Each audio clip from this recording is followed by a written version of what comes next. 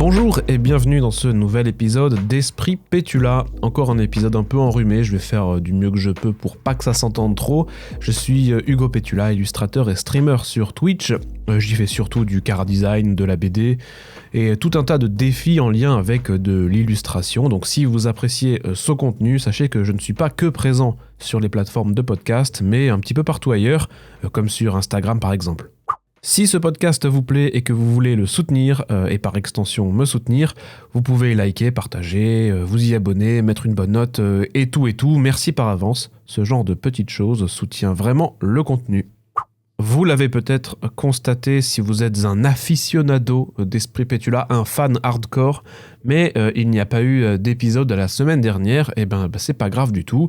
La vérité, c'est que j'ai essayé d'écrire un truc et c'était en plus un gros épisode que j'avais écrit, mais en fait c'était vraiment pas du tout abouti, pas du tout réussi, et en fait j'ai préféré tout simplement ne pas me presser pour le sortir et ne pas le sortir du tout au final. Donc j'ai fait un CTRL-A supr et on repart de zéro, mais je me dis que en fait ça tombe bien parce qu'on n'a pas vraiment parlé d'échecs ici. C'était un petit peu un épisode de l'échec, celui de la semaine dernière. Et en fait, parler d'échec, ça peut être un bon sujet parce que rater, en fait, c'est bien. Et du coup, on va en parler tout de suite. Mais pour ça, j'ai besoin de rassembler mes esprits. Esprit Pétula.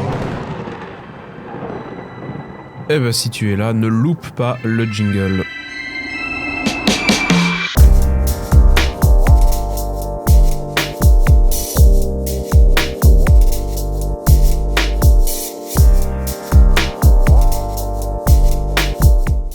C'est vrai qu'on a vite tendance à se dire qu'un échec, c'est une perte de temps et que c'est 100% un échec.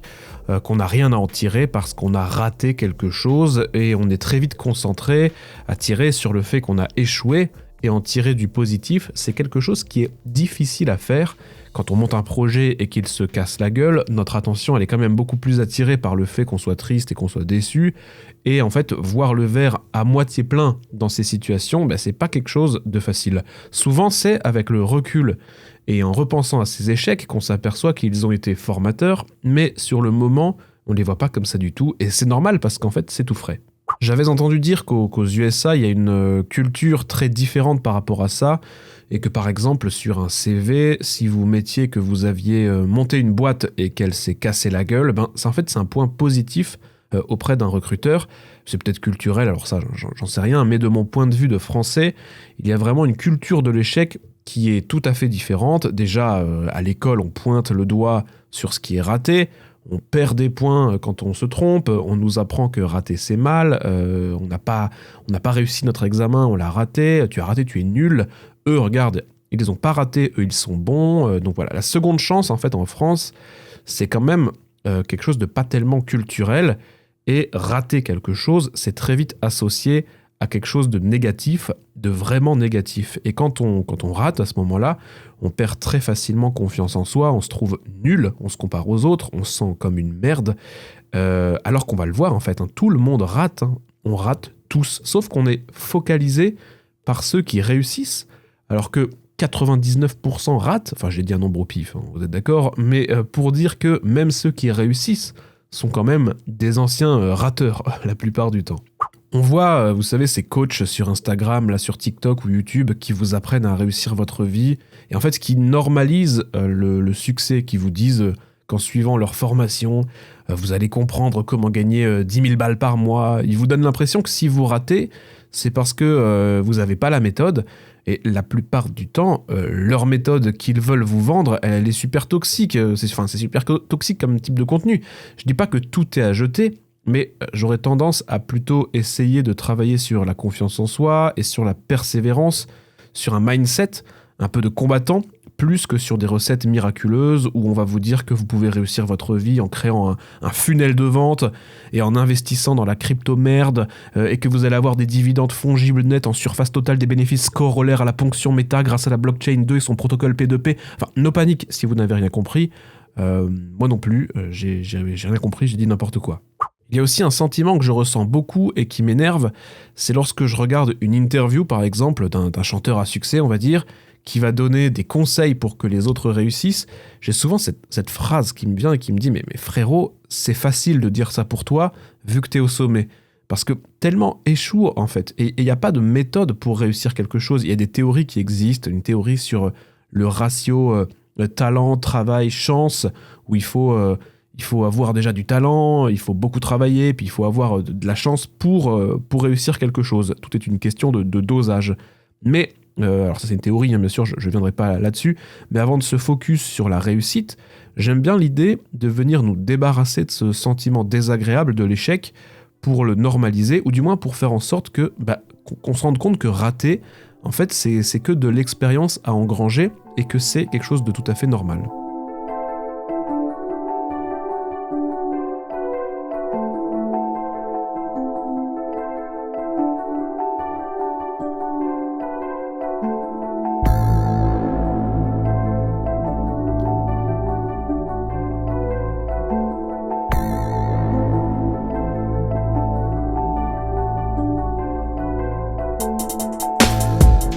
Alors, si je me permets de parler du sujet de l'échec, c'est parce que, alors ça va peut-être paraître giga prétentieux, hein, mais en fait j'ai le sentiment que rater quelque chose, en fait ça me fait plus grand chose.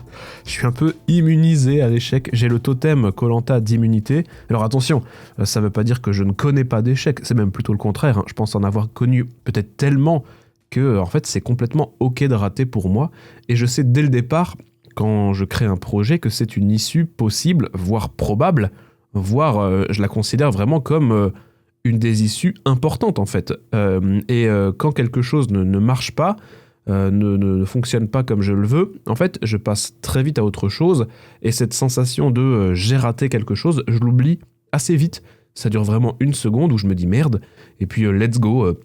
Là, par exemple, je vais lancer fin janvier une campagne Ulule pour des cartes de jeux de tarot divinatoire. Je vous en reparlerai certainement. Et en fait, je sais que l'échec de cette campagne, c'est possible. C'est tout à fait envisageable. Et en fait, si le projet se foire, c'est pas grave. Ça fait partie du jeu, puis on fera autre chose. Et si cette autre chose ensuite rate, on fera encore autre chose. Mais c'est-à-dire que je vais pas faire en sorte que ça rate. Mais je considère presque qu'il y a autant de chances que ça réussisse que ça rate, et du coup c'est une pièce qu'on lance et on espère qu'elle tombe du bon côté. Évidemment voilà, je fais quand même en sorte que les choses réussissent la plupart du temps, mais c'est en tout cas dans un coin de ma tête, l'option échec, elle est complètement existante et je l'oublie à aucun moment. En fait, je ne mise pas ma vie sur chacun de mes projets, je les considère de manière importante, hein, comme je vous ai dit, mais à aucun moment je vais vivre à travers eux, parce que plus vous mettez d'âme, on va dire, dans un projet, le mot âme fait un peu bizarre, disons que plus vous vous impliquez comme un fou, et vous donnez tout dans un projet, plus l'échec va piquer. Donc il y a cette façon de bosser que j'essaie d'avoir qui est assez détachée, parce que de base, moi je suis pas en train de créer un vaccin, hein. Si ça rate, ça ferait chier, mais moi je fais des petits dessins, je gribouille, vous voyez. Donc rater un dessin, rater un projet dessin, c'est pas si grave. Faire un post Instagram et qui marche pas, on est un peu déçu, mais c'est pas grave, voilà, tout va bien, tout va bien. Alors bien sûr, si c'est un gros projet professionnel qui vous passe sous le nez, ou quelque chose qui implique de l'argent, une grosse somme d'argent, ou même une vie à laquelle vous aspirez, là par contre oui, là ça peut être très douloureux. Et justement, des occasions en or comme ça, j'en ai raté beaucoup, et je vais vous faire même une toute petite liste de bons gros échecs que j'ai eus.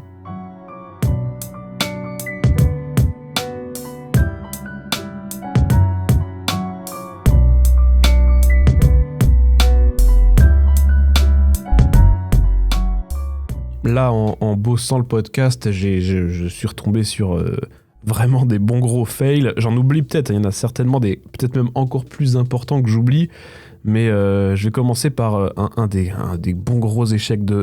enfin, bon, ça c'est bien fini, mais bon, en gros, quand j'étais au lycée, il y avait un tremplin musical qui s'appelait le Festival des musiques lycéennes, le FML comme on l'appelait, qui est voilà, un truc qui s'adresse à tous les lycéens qui font de la musique, qui ont des groupes, et en fait c'est un truc un peu énorme pour des lycéens. Moi à l'époque j'avais un groupe de musique avec deux amis, on s'appelait KRIP, K-R-I-P, et en fait ce tremplin ce que vous pouviez gagner, c'était un giga concert dans un zénith. Non pas aller voir un concert, mais bien jouer sur la scène d'un zénith. Et en gros, tu postulais avec ton groupe, donc tu envoyais un CD, et ils retenaient 20 groupes sur tous ceux qu'ils avaient reçus. Et puis ces 20 groupes, ils venaient jouer dans une Fnac. Et en fait, après le passage des 20 groupes, ils en sélectionnent 10. Et ces 10 groupes vont jouer du coup dans un zénith avec en plus un DVD live, il y avait un CD, il y avait des interviews, les frais de SACEM étaient offerts. En fait, c'était vraiment un très gros festival. Et pour ceux qui sont de Lorraine, peut-être que vous avez entendu parler à un moment donné du Festival des musiques lycéennes. Alors, mise en contexte, moi, à l'époque, vraiment, mon but dans ma vie, c'était d'être musicien, quoi. Je voulais faire ma carrière là-dedans. Alors moi je chantais, je faisais de la basse et vraiment je voulais faire ça. Donc c'était méga important ce festival. Et en fait la première année, donc on est au lycée, on envoie notre maquette CD, elle était vraiment enregistrée avec le cul. C'était vraiment, j'avais mis un mini disque avec un pauvre micro tout pourri dans une cave. Vraiment ça résonnait, c'était horrible. Et il se trouve qu'on est sélectionné pour jouer donc à la Fnac. Et donc on est parmi les 20 finalistes. Et là, moi, je pète un câble. Ça y est, j'ai l'impression que c'est l'occasion de ma vie. Ça y est, quoi, il faut tout donner. Il faut tout donner à la Fnac parce que c'est le casting de ma vie, quoi. Et donc, quelques semaines plus tard, on arrive à la Fnac et on est nul. On est archi nul. On joue faux. Je chante faux. Il y a mes parents qui sont là et vraiment, je chante mal. On se plante. Nos balances sont pas bien. On n'est pas accordé. Enfin, c'est vraiment ça dure quoi 5 ou 10 minutes et c'est catastrophique, c'est la honte en fait, c'est la honte. Et on sait que c'est mort en fait, même les potes qui sont là, qui sont venus, ils nous disent ben c'est pas ça quoi. Et en fait, donc évidemment on n'est pas retenu pour le concert final, voilà, c'est un échec total. Et l'histoire est d'autant plus dure, c'est que l'année d'après, nous on se remotive, on repostule avec un groupe un peu différent. Et on n'est même pas sélectionné à la première étape, c'est-à-dire qu'on est ignoré, et l'année d'après, la 3e année, on est pareil, on n'est pas non plus sélectionné à la première étape. Il n'y a qu'au bout de 4 ans, c'est là où je vous disais que ça finit pas si mal, au bout de 4 ans, on finit par avoir une seconde chance à la Fnac, et ça se termine bien, puisque on a fini par réussir et à jouer du coup dans une très grande salle par la suite. Donc pour le coup, ce qui est intéressant, c'est que avec le recul, ce tout premier échec qui vraiment m'a fait très mal, quoi. Moi j'avais pas trop connu de gros échecs, je pense que j'ai dû chialer à l'époque, mais en fait voilà, ça m'a pas abattu parce que c'est un truc que vraiment j'étais très motivé. Je savais qu'à un moment donné je finirais par y arriver, quoi. Enfin, je savais pas que je finirais par y arriver, mais j'étais convaincu que j'avais une chance et que j'allais tout faire en fait pour que ça marche. Faire le festival des musiques lycéennes, c'était presque mon objectif numéro 1 de ma vie à ce moment-là, quoi. Il y a une espèce de rage un peu intérieure. J'étais un peu Naruto, vous voyez. J'étais un peu Naruto en train de faire Rasengan. Ouais, je ne peux pas hurler très fort parce que j'ai des voisins, mais vous avez compris le concept. Et bon, bref, en tout cas, cette histoire-là se finit bien, mais on va voir que c'est pas toujours le cas. Parfois, ça se finit pas. Pas du tout.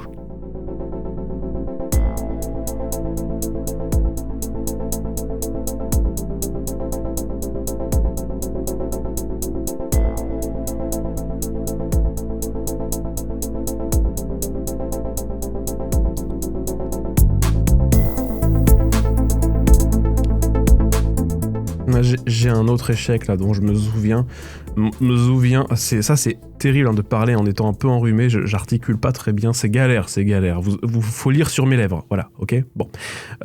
Donc j'ai fait les Beaux-Arts et j'ai eu pour gros projet de fin d'études de bosser sur une BD assez personnelle sur le métier d'infirmier, puisque j'ai fait des études d'infirmier avant de faire les Beaux-Arts. Bref, je passe là-dessus.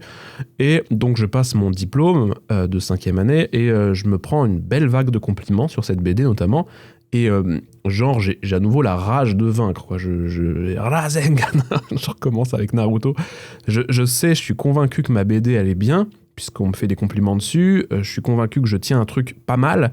Il y a certainement des petites choses à peaufiner, mais en tout cas, il y a déjà une très bonne base. Et j'ai un prof qui me motive à la fin de l'année, qui me dit bien joué Hugo, t'as ton diplôme, vas-y, là t'as une bonne énergie, donc vas-y, profite de cette énergie pour aller au bout de ton projet. Et donc là, les études sont terminées, donc j'ai plus rien. Et j'envoie cette BD partout. Enfin, pas partout, c'est-à-dire que je cible beaucoup d'éditeurs.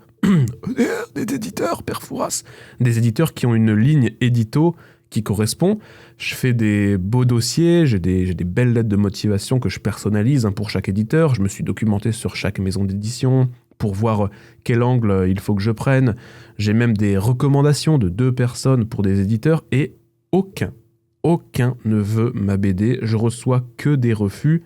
Certains qui disent de manière un petit peu polie que malheureusement ils prennent plus de projets, d'autres qui disent que ça correspond pas, d'autres qui disent c'est trop hard, c'est trop vénère, vous êtes une merde. Enfin, il n'y en a aucun qui a dit ça, mais c'est un peu comme ça que je l'ai ressenti.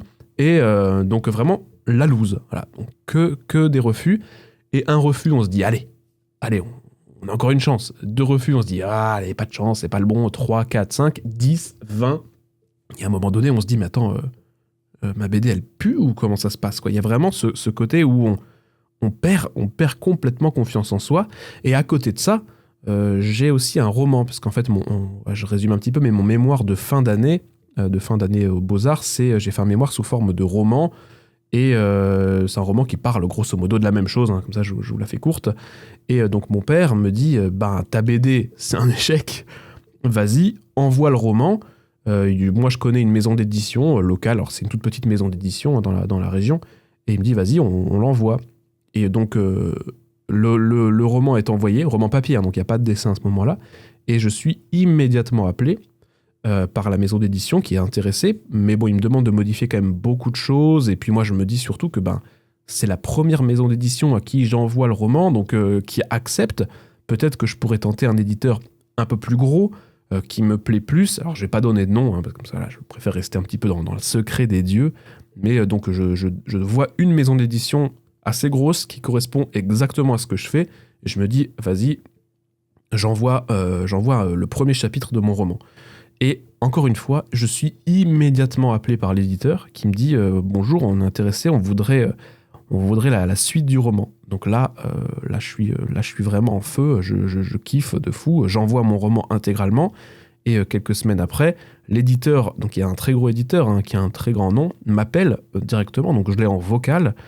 Et il me dit, ouais, vraiment, trop bien, on est très intéressés. Bon, je peux pas vous faire de proposition tout de suite pour l'éditer, parce que, ça part un peu dans tous les sens, il faudrait un peu modifier ci, ça, et puis renvoyez-nous votre manuscrit une fois que vous avez fait quelques modifs, que vous avez un petit peu plus travaillé la cohérence, etc. Donc, bref, un appel très positif. Et là, moi, je prends une espèce de giga-conf, et je me précipite, en fait, je fais n'importe quoi avec mon roman. J'étais en train de... Je me disais, ouais, ça y est, je suis édité, je peux faire une dinguerie si je veux, je peux faire un roman anticonformiste, je vais me lâcher, je vais faire un truc que personne n'a jamais vu. Et en fait, je fais que les mauvais choix.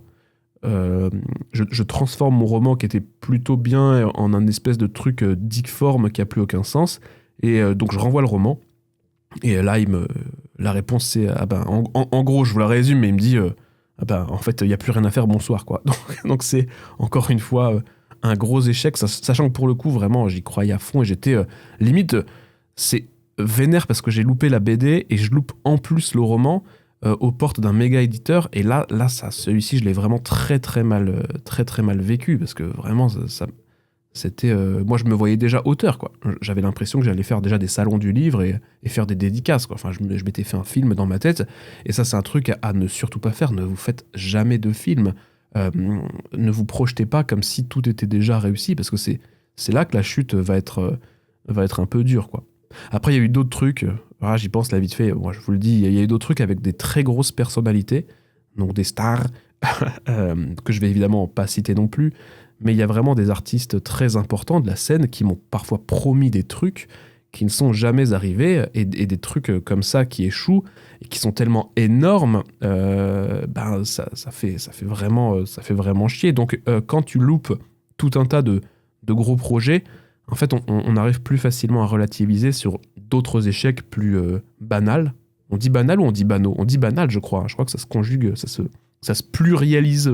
Oh la vache, je sais plus parler. Enfin bon, et même, encore une fois, je parlais d'Instagram, mais même un post Instagram sur lequel j'ai passé un temps monstrueux, sur lequel je me suis donné à fond, qui va faire un score horrible, c'est tellement rien à côté.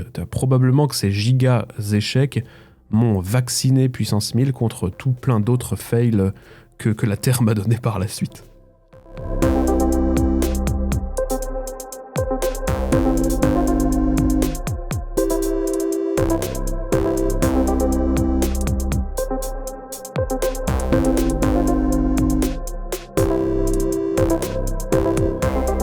Bon, il y a plein d'autres trucs dont je vais pas parler, des concours que j'ai ratés. Donc, un concours raté, c'est un choix de carrière qui est instantanément stoppé. J'ai raté des concours pour être kiné, pour être ergothérapeute, des choses bizarres. Avec le recul, je me dis, mais qu'est-ce que j'ai tenté ? Mais bon, voilà, si j'avais réussi un concours de kiné, j'aurais eu une vie complètement différente, par exemple. Après, ça peut être d'autres choses. Ça peut être des concepts sur Twitch qui n'ont pas marché. Ça peut être, d'un point de vue personnel, des relations amoureuses ou des relations amicales qui se finissent mal. Une recette de cuisine qu'on a loupée. Enfin, on peut rater, en fait, à tous les niveaux. Donc, il n'y a pas que professionnellement, en fait, qu'on peut rater. Donc, est-ce que quand on a loupé notre pizza maison, que la pâte n'a pas assez gonflé, est-ce qu'on en a fait une fatalité ? Non.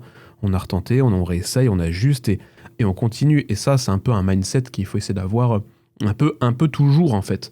Parce que rater, en fait, c'est pas grave. C'est pas une fatalité, surtout à notre niveau, à nous d'artistes. Comme je disais, on n'est pas en train de créer des choses pour sauver le monde. On est artiste, donc c'est pas si grave. Alors évidemment, si mon roman était sorti, je serais peut-être romancier. Aujourd'hui, on m'appellerait auteur Hugo Pétula. Évidemment, si j'avais réussi plus de concours musicaux, je serais peut-être chanteur d'un groupe. Voilà, je serais peut-être chanteur de, je sais pas, cherche un groupe, mais Kyo. Waouh, j'avais pas trouvé mieux sur le coup. Mais tout ça, c'est encore une fois des si. Et malheureusement, la vie, c'est un chemin. De toute façon, il y a des portes qui se ferment à des moments et on doit trouver un autre chemin. Et on a tendance, encore une fois, à voir que le succès des autres et très facilement à se comparer et se sentir un peu minable à côté de ceux qui ont tout réussi. Mais en fait, l'échec, c'est la très, très grande majorité des trucs. Je crois c'est Yoda qui dit que l'échec est le meilleur des maîtres. C'est intéressant comme phrase, j'aime bien. C'est la seule phrase dont je me souviens de Star Wars avec « Je suis ton père ». Voilà. J'ai pas de grands souvenirs de Star Wars. J'ai dit Star Wars, je me suis pas trompé de saga, j'espère. Même quand vous dessinez, par exemple, tout simplement devant votre feuille, vous êtes là, vous êtes tout seul chez vous, ok ? Vous prenez votre feuille A4 en papier avec votre crayon de papier, on a du mal à rater nos dessins. C'est un peu bizarre comme... on a envie directement de faire le plus beau dessin de notre vie. Je sais pas comment dire, si on rate notre dessin, on se dit « Merde !» j'ai raté mon dessin. Mais en fait, on rate des dessins. En fait, on rate tous des dessins. Il faut louper des yeux, il faut louper les yeux, il faut louper les mains. Il faut comprendre comment ça marche, quoi. Il faut se planter à tous les niveaux. On apprend aussi bien techniquement de l'échec, savoir réussir mieux ses personnages, anatomiquement, réussir mieux les anatomies des personnages. Et également, on apprend aussi sur nous quand on fail. On apprend sur nous en se renforçant, en se construisant un mental plus résistant, en forgeant sa patience, sa détermination. Alors après, je vais pas vous faire la promesse qu'un jour ça payera, parce que en fait, on n'en sait rien. Mais si vous êtes rigoureux, si vous faites ça avec le cœur, avec modestie, en respectant les gens, en vous respectant vous aussi, ça vous permettra de mettre toutes vos chances de côté. Donc, par pitié, continuez, même si vous ratez.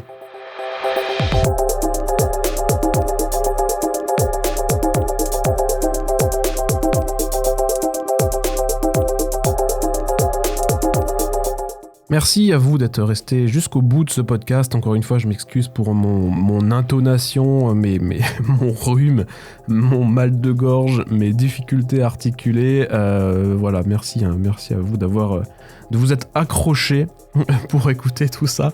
N'hésitez pas à vous abonner au podcast, que ce soit sur les plateformes de podcast ou sur YouTube. Vous pouvez aussi commenter si vous avez des commentaires, si vous avez vous aussi essuyé des échecs qui vous ont reboosté par exemple, en tout cas, ou même pas, qu'on puisse juste se soutenir les uns les autres. Allez-y, lâchez-vous, c'est fait pour ça. En attendant le prochain épisode, prenez soin de vous. À très vite. Ciao.